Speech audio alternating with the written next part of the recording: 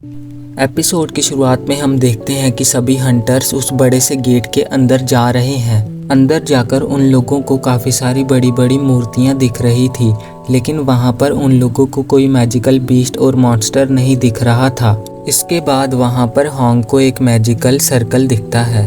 इसी के साथ उन लोगों को वहां पर एक मूर्ति पर कुछ रूल्स देखने को मिलते हैं। होंग उन रूल्स को पढ़ता है। पहला, ईश्वर की पूजा करना, दूसरा ईश्वर की तारीफ करना और तीसरा ईश्वर पर विश्वास रखना था, और जो भी इन रूल्स को नहीं मानेगा उन्हें मार दिया जाएगा। और तभी जूही जिन्वू से कहती है कि उसने अभी अभी उस मूर्ति की आंख हिलती हुई देखी। जिन्वू बोलता है कि ऐसा कुछ नहीं होता, उसे ऐसे डरना नहीं चाहिए। लेकिन तभी जिस गेट से सब लोग अंदर आए थे वही गेट धड़ाम से बंद हो जाता है, जिसे देखकर एक आदमी गेट से बाहर जाने की कोशिश करता है, पर तभी उस गेट के गार्ड, जो कि एक मूर्ति है, उस आदमी को बीच से काट देती है। ये देखकर तो वहाँ पर मौजूद सभी लोग डर जाते हैं। और होंग कहता है कि अगर वो मूर्ति हिल सकती है तो बाकी की भी मूर्ति जरूर हिल सकती होगी। तभी जिन्वू मूर्ति की तरफ देखता है और वो मूर्ति भी उसकी तरफ देखती है। ये देखकर तो जिन्वू को काफी ज्यादा डर लगने लगता है। यहाँ पर सबको ये एहसास होने लगता है कि शायद अब तो यहाँ पर सब लोग मरने वाले हैं। लेकिन जिन्वू सोचता है कि इससे पहले वो इससे भी मुश्किल हालातों से गुजर चुका है, पर वो किसी न किसी तरीके से बच ही गया था और ये काम उसे करना ही होगा, क्योंकि इसे पैसों की काफ़ी ज़्यादा ज़रूरत है। जिन्वू ये भी सोचता है कि हाँ, मैं ई रैंक पर हूँ, मैं काफ़ी कमज़ोर हूँ, लेकिन मैं चीज़ों को लेकर काफ़ी ज़्यादा अवेयर हो चुका हूँ। और तभी जिन्वू को कुछ महसूस होता है और जिन्वू सब लोगों को झुकने के लिए कहता है, क्योंकि वो मूर्ति सब लोगों पर बहुत ही स्ट्रॉन्ग फायर अटैक करती है, जिसकी वजह से वहां पर सारे लोग घायल हो जाते हैं। इसके बाद सभी लोग अपने सामने लोगों को मरता देखकर काफी ज्यादा घबराने लगते हैं। इसे देखकर होंग सब लोगों को ना डरने का कहता है और सभी से कहता है कि अगर वो लोग नहीं हिलेंगे तो वो मूर्ति उन लोगों को कुछ नहीं करेगी। तभी जिन्वू देखता है कि जूही घबराकर बेहोश हो गई है, तो वो उसे उठाने की कोशिश करता है।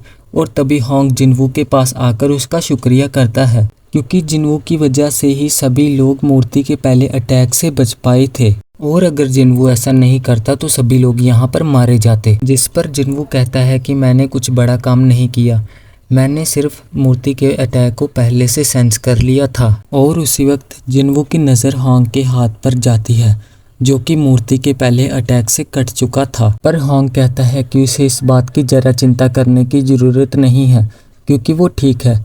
आगे होंग जिन्वू से उसके हाथ की पट्टी करने को कहता है, जिससे उसके हाथ का खून रुक सके। फिर जिन्वू ऐसा ही करता है, होंग के हाथ की पट्टी कर देता है। इसी दौरान होंग जिन्वू से कहता है कि इस चीज़ के लिए उसे जूही से पूछना चाहिए था, पर बी रैंक की हीलर होने के बाद भी जूही काफ़ी वीक है, जिसकी वजह से उसे ऐसे छोटे रेट्स में ही आना पड़ता है। इसके बाद होंग बताता है कि इससे पहले भी वो एक बी रैंक के मिशन में जा चुका है, लेकिन ये मिशन तो ए रैंक का लगता है, या फिर शायद एस रैंक का हो सकता है। इसी के साथ होंग ये भी बताता है कि जो रूल्स उन्होंने पहले किसी मूर्ति पर देखे थे उनका ज़रूर कोई ना कोई मतलब तो होगा, क्योंकि उस पर लिखा था जो भी इन रूल्स को नहीं मानेगा उन्हें मार दिया जाएगा। इसके बाद जिन्वू और होंग बात करते हुए फैसला करते हैं कि उन्हें यहाँ पर थोड़ा इंतज़ार करना चाहिए, क्योंकि अगर उनमें से किसी ने भी कोई भी जल्दी की तो हो सकता है कि उनमें से कोई भी जिंदा ना बच पाए। और तभी उनमें से एक लड़का कहता है कि वो सब लोगों में से काफ़ी ज़्यादा तेज है और वो ऐसी जगह पर मरना नहीं चाहता। वो लड़का मूर्ति के अटैक करने से भी पहले अपनी स्पीड की मदद से वहाँ से भागने का प्लान बनाता है।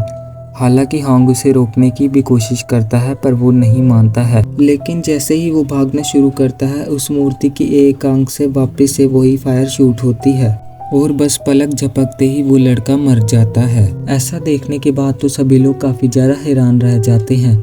ये देखने के बाद जिन्वू को समझ आता है कि वो लोग यहाँ पर कभी भी मारे जा सकते हैं, पर जिन्वू को ये बात समझ नहीं आ रही थी कि अगर वो मूर्ति उन्हें यहीं पर मार सकती है तो वो सभी को मार के ख़त्म क्यों नहीं कर देती। ऐसा सोचने पर जिन्वू को थोड़ा थोड़ा समझ आता है कि ये मूर्ति उन मैजिकल बीस्ट और मॉन्स्टर से काफ़ी ज़्यादा अलग है, जो कि बस इंसानों पर अटैक करना जानते हैं। और तभी जिन्वू के दिमाग की बत्ती जलती है और वो होंग से फर्स्ट रूल पूछता है, जिस पर होंग कहता है कि गॉड की पूजा करना, उनके सामने झुकना।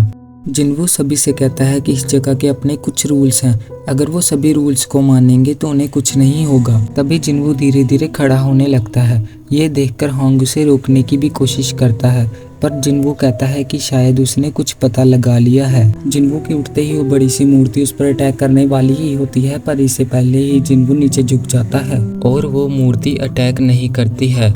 जिन्वू को समझ आ जाता है और वो सभी को झुककर अपने घुटनों पर बैठने को कहता है और कहता है कि इससे उन्हें कुछ नहीं होगा। जिस पर होंग उसे पूछता है कि क्या उसने कुछ पता लगा लिया है, जिस पर जिन्वू कहता है कि हाँ, अगर उनके हाथ एक हाइट पर रहेंगे तो वो मूर्ति उन्हें कुछ नहीं करेगी और ये जरूर फर्स्ट रूल का मतलब होगा। सभी जिन्वू की बात मानते हैं और झुक जाते हैं। उनके झुकते ही उस मूर्ति की आंख से वो लाइट चली जाती है और फिर तो वो मूर्ति उनके उठने पर भी उन्हें कुछ नहीं करती। सभी लोग सोचने लगते हैं कि वो लोग बच चुके हैं, लेकिन जिन्वू सोचता है कि अभी तो सिर्फ एक रूल हुआ है, अभी तो 2 रूल्स बाकी हैं। और तभी हम देखते हैं कि उस मूर्ति के चेहरे पर खतरनाक सी स्माइल आती है और वो मूर्ति खड़ी हो जाती है और वो मूर्ति उनकी तरफ ही आ रही थी। ये देखकर तो सभी लोग डर जाते हैं और होंग जिन्वू से पूछता है कि अब हमें क्या करना चाहिए, जिस पर जिन्वू कहता है कि उसे नहीं पता है, लेकिन अब हमें सेकंड रूल का इस्तेमाल करना चाहिए। जिस पर होंग कहता है कि गॉड की पूजा करना, उन्हें खुश करना।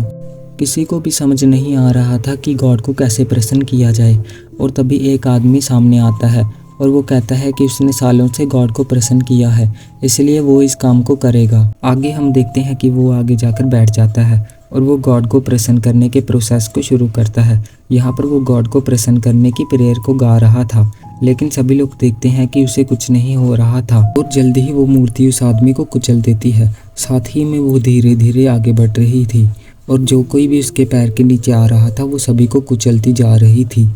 सभी लोग उससे दूर भागने लगते हैं और पार्क भागते भागते सोचता है कि वो यहाँ पर ऐसे नहीं मर सकता है, क्योंकि बाहर उसकी वाइफ और उसका नया बच्चा उसका इंतजार कर रहे हैं और इसलिए पार्क डरते डरते एक दूसरी मूर्ति के पास आकर खड़ा हो जाता है और वो सोचता है कि वो इस जगह पर सेफ है, लेकिन ऐसा होता नहीं है और वो पीछे वाली मूर्ति पार्क को बीच से काट देती है। यहाँ पर किसी को भी समझ नहीं आ रहा था कि अब उन्हें क्या करना चाहिए। इसी के साथ ये एपिसोड यहाँ पर खत्म होता है।